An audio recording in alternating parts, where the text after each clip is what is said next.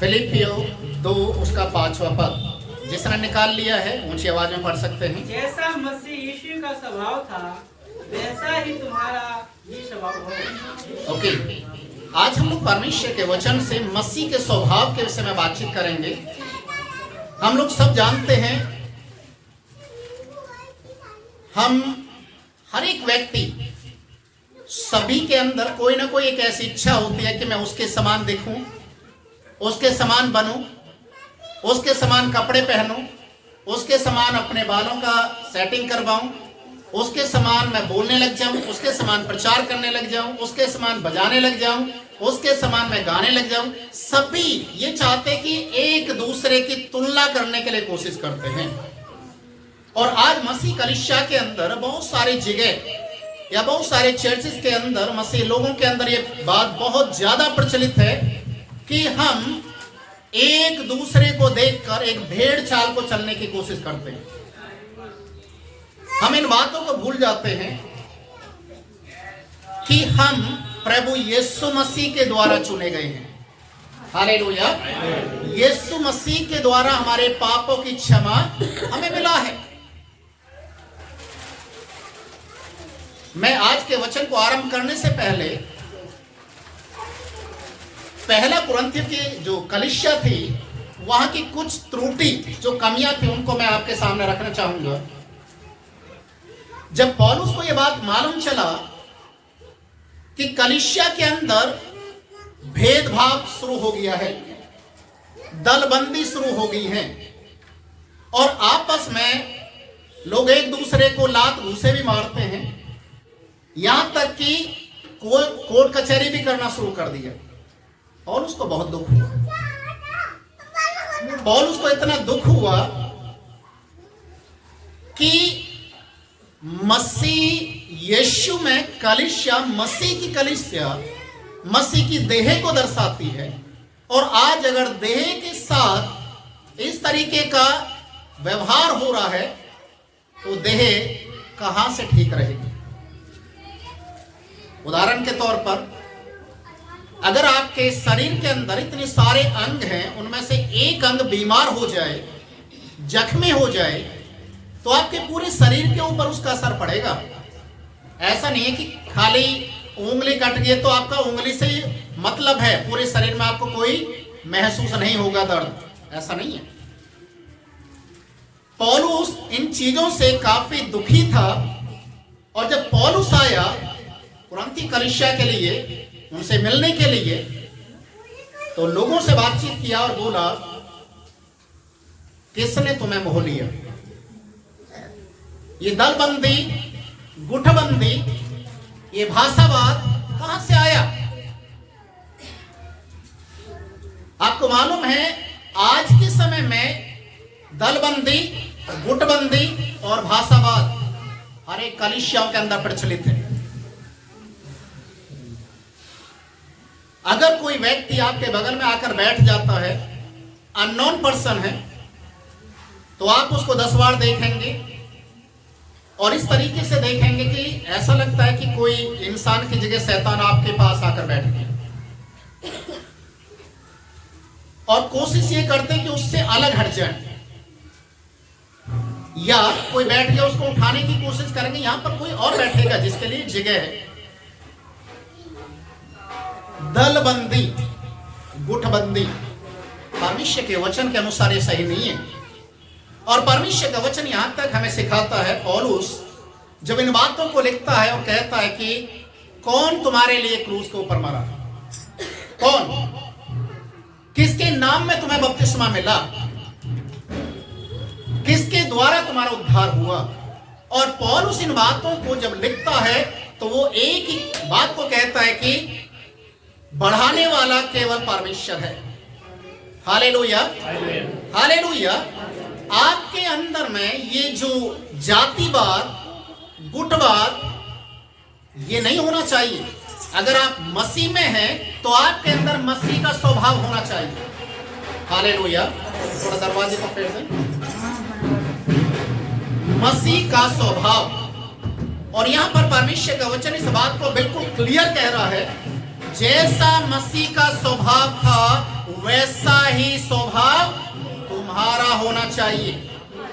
आज जब मसीह के स्वभाव में कलीसिया बढ़ती है तो उन्नति करती है, और अगर हम संसारिक चीजों में बढ़ते हैं तो संसार के लोगों के समान हम संसारिक दिखाई देने लग जाते हैं। हालेलुया। शायद आपने सुना होगा, देखा भी होगा,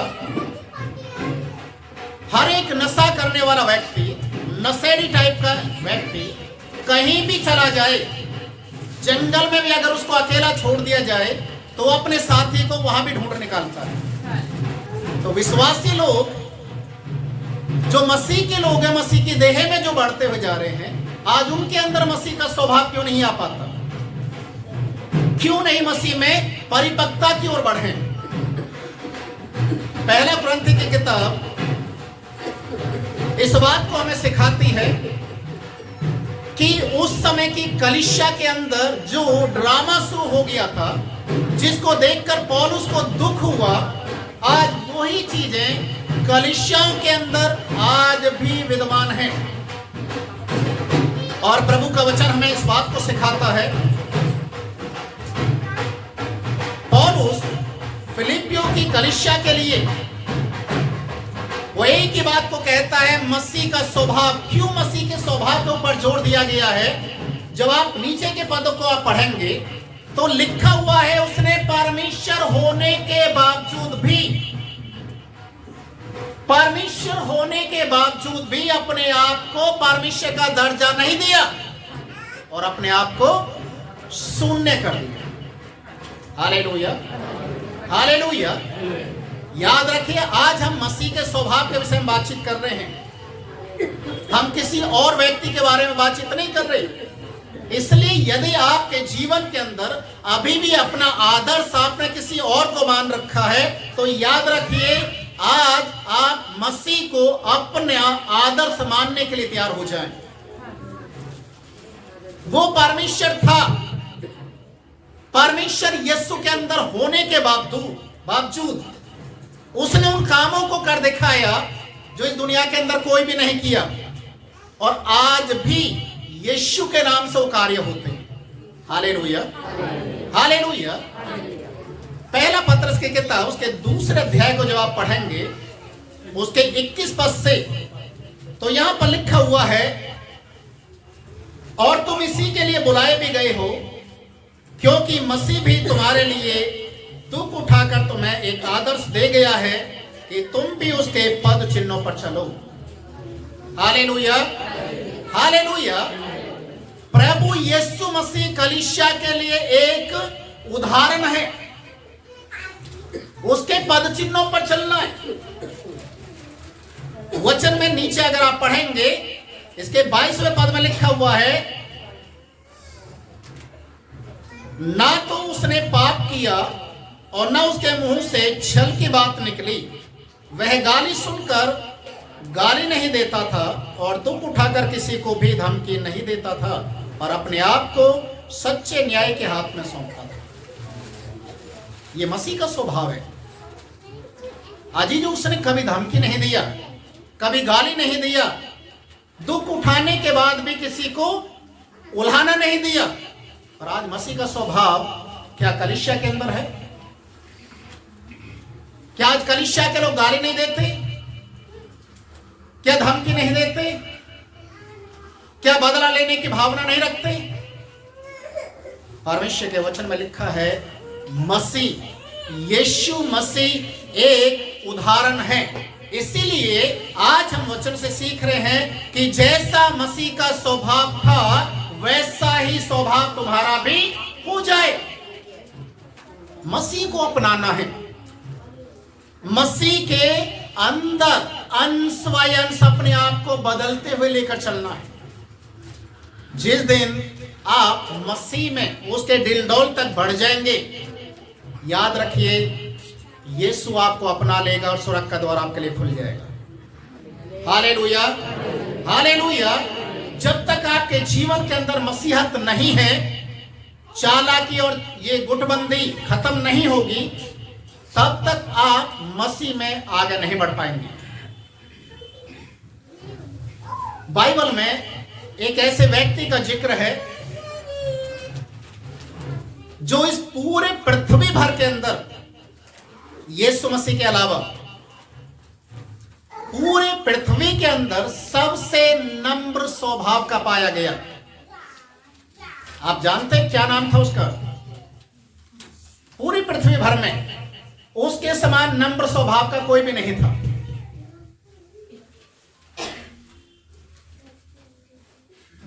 गिनती की किताब उसका 12 अध्याय 3 पद आप पढ़ें। गिनती 12 का 3।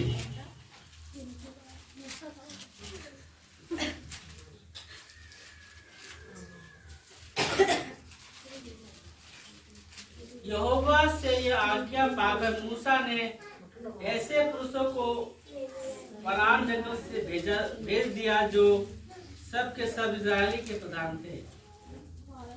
गिनती मूसा 12:3।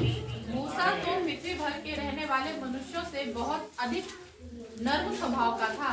क्या लिखा है यहाँ पर? पृथ्वी भर के पूरे पृथ्वी भर के लोगों में सबसे नम्र स्वभाव मूसा का। Hallelujah, hallelujah. इसलिए प्रभु ने उसको उठाया। मूसा को परमेश्वर ने फिरौन के सामने, बाइबल में लिखा, परमेश्वर सा ठहरा कर मिस्र देश में भेजा। जब आपके अंदर नम्रता का स्वभाव होता है, जब आपके अंदर परमेश्वर दीन होने के बारे में सिखाता है, क्योंकि बाइबल में हम पढ़ते हैं यीशु मसीह के विषय में, उसने अपने आप को इतना दीन किया। और ये जो दीन और नम्र जो स्वभाव था, इसी कारण परमेश्वर ने यीशु मसीह को वो नाम दिया जो सारे नामों में श्रेष्ठ है। Hallelujah, hallelujah. हर एक घुटना यीशु के सामने टिकेगा। हर एक जीव यीशु को अंगीकार करेगी और मानेंगे कि यीशु ही प्रभु है। हालेलुया। चाहे आज भले ही लोग यीशु के नाम से नफरत करते हों, भले ही आज लोग यीशु मसीह के बारे में नाना प्रकार की बातें बोलते हों, पर एक समय ऐसा आने वाला है, एक समय ऐसा आने वाला है, हर एक घुटना उसके सामने झुकेगा। हालेलुया। क्योंकि यीशु वो प्रभु है जो मुर्दों में से जी उठने वाला पहलौठा कहलाया। अन्यथा इस दुनिया के अंदर चाहे वो कोई भी भगवान हो, कोई भी देवता हो, कोई भी बड़े से बड़ा महापुरुष हो, जो एक बार इस दुनिया के अंदर आ गया और मर गया, वो खत्म हो गया, उसका अस्तित्व खत्म हो गया। और यीशु मसीह वो प्रभु है जो मरने के बाद बोला, मरने से पहले मैं मर जाऊंगा और तीसरे दिन जी उठूंगा। और यीशु मसीह जी उठा और कितने दिन इस दुनिया में रहा? 40 दिन। 40 दिन के बाद यीशु मसीह जब स्वर्ग में गया तो कैसे गया? शरीर के साथ। हालेलुया। शरीर के साथ गया और बोलकर गया कि मैं वापस आऊंगा। अब यीशु मसीह जब आएगा तो क्या मरने के लिए आएगा? नहीं, वो न्याय करने के लिए आने वाला है। Hallelujah, hallelujah. क्योंकि कुरान में भी इसके बारे में जिक्र है। कुरान क़यामत का दिन आने से पहले खुदा का इकलौता आने वाला है।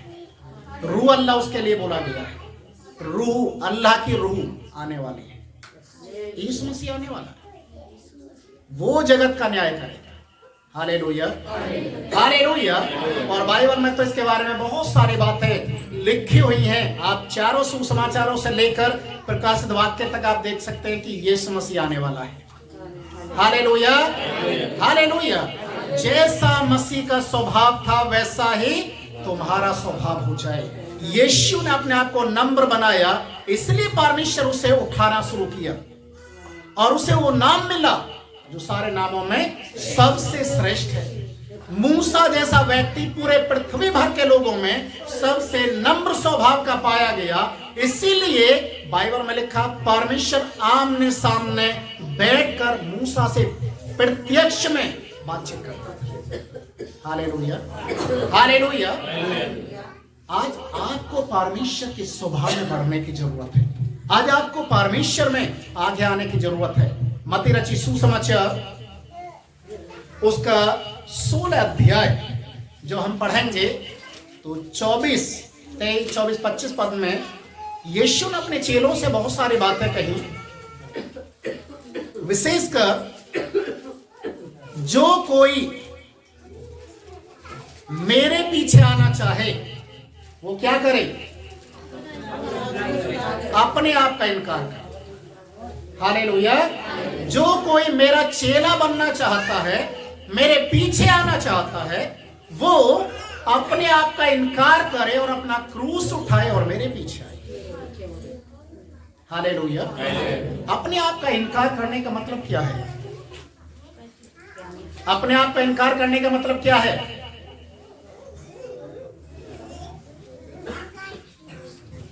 कई बार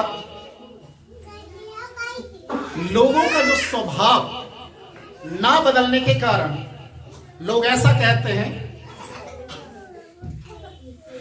तो मेरे धीरज की परीक्षा मत ले, मैं यीशु मसीह को मानता हूं इसलिए चुपचाप, मैं अपने आप में आ गया तो दिखा दूंगा मैं कौन हूं। मालूम है क्यों बोलते हैं इस बात को? क्योंकि सिर्फ टोपी पहन रखी है, टोपी हटाने की जरूरत है, मैं वही हूं। हालेलुया। जीवन नहीं बदला, सिर्फ ये बदला है टोपी वाला। हालेलुया। आज बहुत सारे लोग प्रभु यीशु मसीह में आने के बावजूद भी आज भी धर्म, कर्म, स्वभाव, रीति रिवाज, परंपराएं उनके साथ अपने आप को ऐसा जोड़ के रखते हैं कि मानो सब कुछ उनके लिए वही है। यीशु मसीह तो केवल एक नाम के लिए कि संडे के दिन जाकर माफी मांग लेंगे, पूरे सप्ताह में अपनी मन की करेंगे। हालेलुया। प्रभु का वचन हमें यहां पर कहता है कि प्रभु यीशु मसीह के स्वभाव में अपने आप को हमें लेकर चलना है। इसीलिए यीशु ने कहा अपने आप का इनकार करें। और अपने आप का इनकार करने का सीधा सीधा एक ही अर्थ है कि आप अब आप नहीं रहे। समझ में आ रहा है? अपने आप का इनकार। अगर मैं बोलता हूं कि मैं शब्द को इंग्लिश में क्या कहते हैं?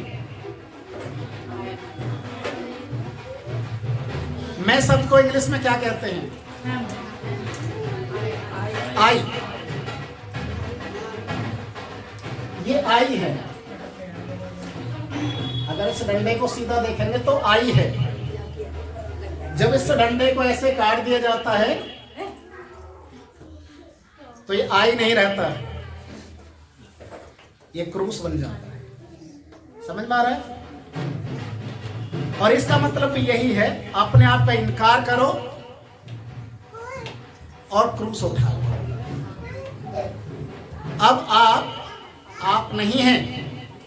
मैं जो सब था अब मैं नहीं हूं, बल्कि मुझ में मसीह जीवित है। Hallelujah, hallelujah. पौलुस क्यों इस बात को कहता है कि अब मैं नहीं रहा, मुझ में मसीह जीवित है। मेरे लिए मरना लाभ की बात है। हालेलुया।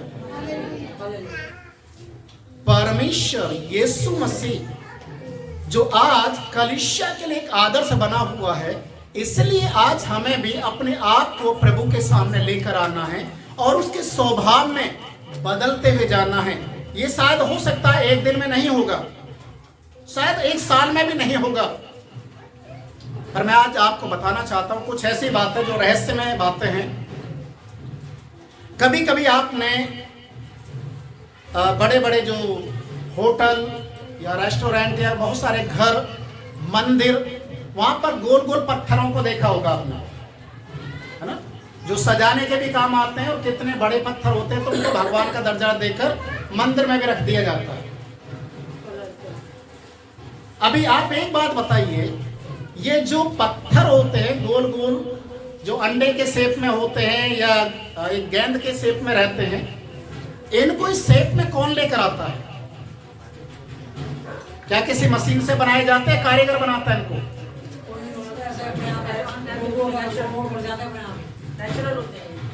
ये नेचुरल होते हैं। और ये नेचुरल होने के लिए क्या करते हैं मालूम है? अब मैं आपको बताना चाहूंगा, अपने आप का इनकार का भी यही एक अर्थ निकलता है जो मैं बताने के लिए जा रहा हूं। जब बारिश का समय आता है और पहाड़ों से जब पानी बहता है तो बड़े बड़े पत्थर भी पानी के साथ बहकर टूटते हुए आते हैं। और जब ये पत्थर टूटकर पत्थरों से टकरा कर पानी के बहाव में आकर बालू से टकराकर 1 साल 2 साल 3 साल 5 साल 10 साल ये बहते हैं और पानी के थपेड़े इनको लगते हैं, और ये बालू में घिसते घिसते एक ऐसे आकार में आ जाते हैं कि लोग इन्हें उठाकर जब लेकर आते हैं तो मंदिर में रख देते हैं और बोलते हैं भगवान। Hallelujah, hallelujah.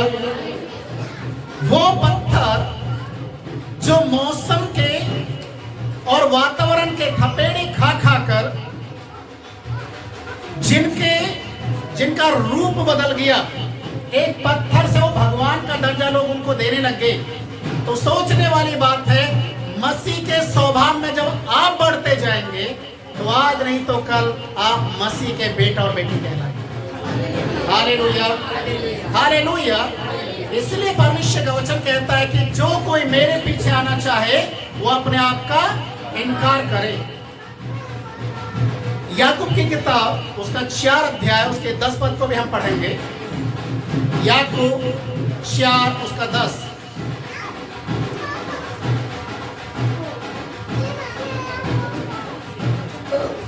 प्रभु के सामने दीन बनो तो वह तुम्हें शिरोमणि बनाएगा। प्रभु के सामने दीन बनो, प्रभु के सामने दीन बनो तो वो तुम्हें क्या बनाएगा? शिरोमणि। शिरोमणि का मतलब जानते हैं आप? सिर के ऊपर रखे हुए मुकुट में जो मणि जड़े जाते हैं। हालेलुया। जो यीशु के सर के ऊपर जो राजाओं का राजा है उसका मुकुट जो है, उस मुकुट के अंदर जो मणि लगेंगे, जो लग रहे हैं, उसको बोलते हैं शिरोमणि। यीशु के सर के ऊपर ताज रखने का जो ताज है उसमें जड़े गए मणि, शिरोमणि। परमेश्वर आपको बढ़ा रहा है। हालेलुया। आपकी तुलना, आपकी जो प्रशंसा परमेश्वर स्वर्ग में करने के लिए जा रहा है। और परमेश्वर के वचन में लिखा है, तुम इस पृथ्वी पर मेरा इनकार नहीं करोगे, मैं भी पिता के सामने तुम्हारा इनकार नहीं करूंगा। यदि तुम यहाँ पर मेरा इनकार करोगे तो एक दिन मैं भी तुम्हारा इनकार। Hallelujah, hallelujah. शिरोमणि परमेश्वर बनाएगा। और इसका दूसरा अर्थ निकलता है कि परमेश्वर आपको एक आदर के योग्य सर बनाएगा। सर बनाएगा, वो कभी पूंछ नहीं बनने देगा। हालेलुया। वो कभी आपको खड्डे के अंदर, दलदल में, कीचड़ में नहीं रहने देगा। वहां से प्रभु आपको उठाएगा, सिंहासन पर बैठाएगा, आदर के योग्य बनाएगा। हालेलुया। इसलिए अपने आप को परमेश्वर के हाथों में समर्पित कर दें। पहला पत्रस की किताब उसका 5 अध्याय के 6 पद में एक बात और लिखा हुआ है। पहला पत्रस 5 का 6।